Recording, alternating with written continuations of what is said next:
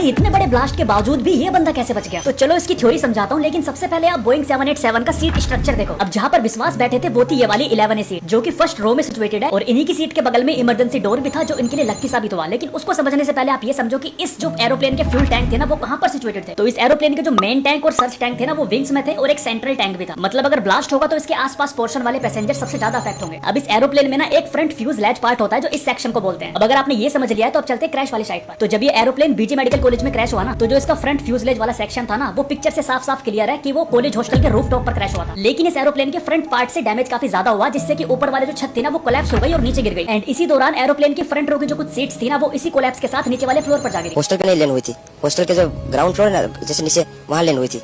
तो मुझे दूसरे के बारे में मेरे को पता नहीं, लेकिन मैं जहाँ लैंड हुआ था ना, वो नीचे की साइड थी। मतलब ये कुछ सीट आइसोलेट हो गई एरोप्लेन के मेन पोर्शन से, लेकिन इसी दौरान ऊपर वाले पोर्शन में ब्लास्ट हो चुका था। अब ये ब्लास्ट इतना हैवी था कि इसमें ऊपर बैठे लोग तो तुरंत ही मेल्ट हो गए होंगे, लेकिन नीचे वाले फ्लोर पर 11A सीट के पास विश्वास बैठे थे, जिन्होंने देखा इमरजेंसी डोर टूटा हुआ है, तो वो वहां से देखकर बाहर निकल लिए। अब इनको देखकर अदर पैसेंजर भी निकलने का ट्राई कर रहे थे, लेकिन उनके बगल में निकलने की जगह थी नहीं। अपोजिट साइड पे था ना, वो बिल्डिंग का हुआ था ना दीवार, तो उधर से कोई शायद नहीं निकल सका होगा। एंड इसी बीच में ना जो फ्लेम की लपटें थी वो नीचे तक आ गई। एंड ये 1 इन अ मिलियन केस था कि विश्वास कुमार के साथ जो हुआ कि वो सेफली बाहर निकल पाए। अब हो सकता है इस थ्योरी में मुझसे काफी सारी गलती हुई हो, लेकिन अगर वो थ्योरी सही है ना, तो फिर भी आपके काफी सारे क्वेश्चंस होंगे, तो आपके लिए कमेंट सेक्शन खुला है।